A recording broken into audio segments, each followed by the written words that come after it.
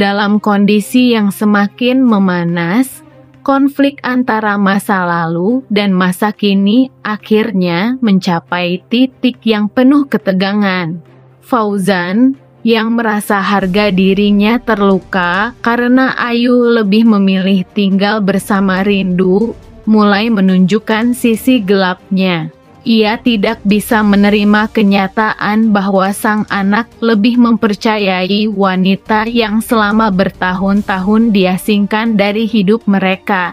Perasaan tidak rela dan marah bercampur menjadi satu, mendorong Fauzan untuk melakukan segala cara agar Ayu kembali ke sisinya. Namun Rindu, yang kini telah mulai menemukan kembali kebahagiaan kecilnya bersama Ayu, tidak lagi selemah dulu. Dan salah satu sosok yang membuat Rindu semakin kuat adalah adik pria yang hadir di hidupnya, bukan untuk menghakimi, tapi untuk melindungi dan mendukung dengan sepenuh hati. Adi menyadari betul betapa besar luka yang disimpan Rindu, dan bagaimana perjuangannya selama ini untuk kembali meraih haknya sebagai seorang ibu.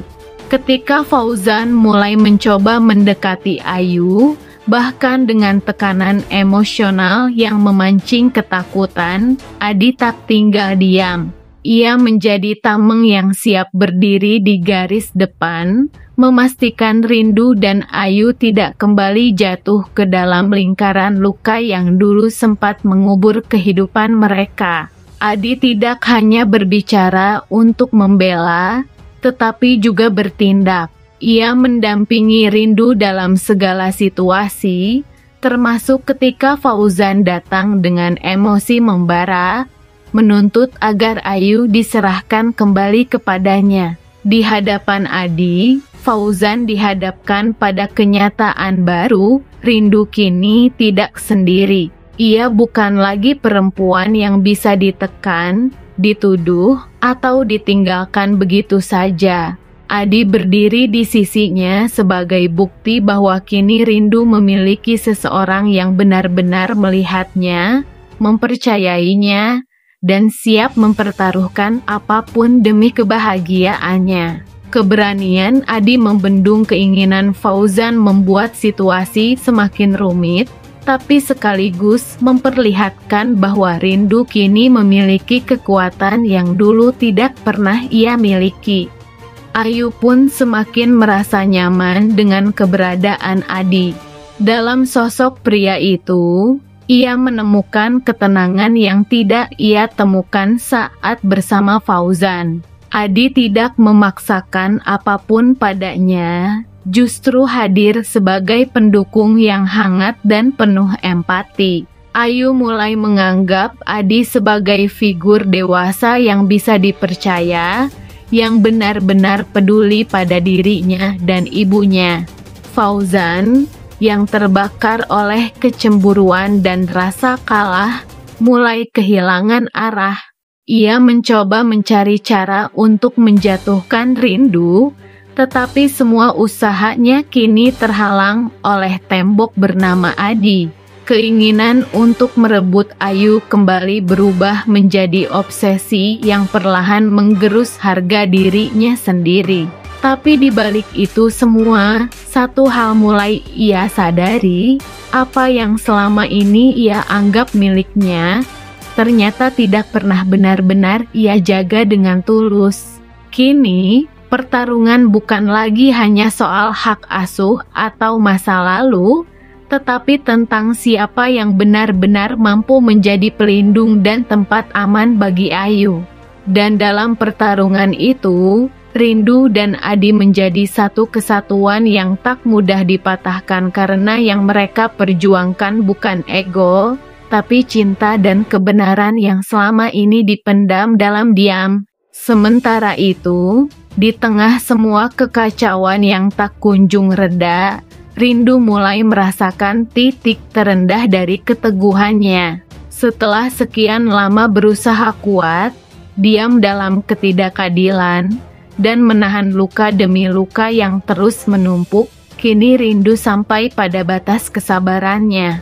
Ia merasa muak, lelah, dan hancur oleh semua tekanan yang terus datang bertubi-tubi dari orang-orang yang tak pernah berhenti menyakitinya. Sejak awal, hidup Rindu seperti tidak pernah diberi ruang untuk bernapas. Ia dituduh, dihina, dipisahkan dari anak kandungnya, bahkan disingkirkan dari kebahagiaan yang seharusnya menjadi haknya. Orang-orang seperti Fauzan, Ratih, dan Alia bergantian merampas harapan dan kebebasannya, seolah-olah Rindu tidak berhak atas hidupnya sendiri. Dan kini, saat ia mulai berdiri kembali, mereka pun datang lagi, berusaha menjatuhkannya satu persatu. Semua itu membuat Rindu benar-benar merasa muak. Ia lelah menjadi korban, lelah dianggap lemah, lelah harus menunduk setiap kali kebenaran ditutupi dengan kebohongan. Ia sudah cukup diam, sudah cukup menahan air mata dalam sunyi, berusaha kuat di hadapan Ayu meski hatinya terus terkoyak. Kini, ia mulai menyadari bahwa jika ia terus bertahan dalam lingkaran yang sama, maka luka itu tidak akan pernah sembuh. Rindu tidak ingin lagi menjadi perempuan yang hanya menerima nasib. Ia ingin bebas dari belenggu masa lalu, dari tekanan yang terus-menerus mengaburkan kebahagiaan yang ingin ia genggam. Dan untuk pertama kalinya, ia mulai memilih dirinya sendiri, bukan untuk membalas, bukan untuk dendam, tapi karena ia sadar bahwa dirinya juga layak bahagia, layak dihargai, dan layak hidup tanpa terus-menerus disakiti. Sesuatu yang sudah menjadi miliknya. Ia mulai mempertanyakan ulang semua keputusan masa lalu, menyesali sikapnya yang dulu terlalu keras pada Rindu, serta membiarkan orang-orang seperti Alia dan Ratih memengaruhi hidup mereka. Kekecewaan ini membuat Fauzan terombang-ambing antara rasa bersalah, penyesalan, dan keinginan untuk kembali memiliki kendali atas hidup Ayu. Namun semakin ia mencoba menggenggam, semakin Ayu menjauh. Dan kini, untuk pertama kalinya, Fauzan benar-benar merasa seperti orang asing dalam hidup anak yang selama ini ia anggap miliknya sepenuhnya.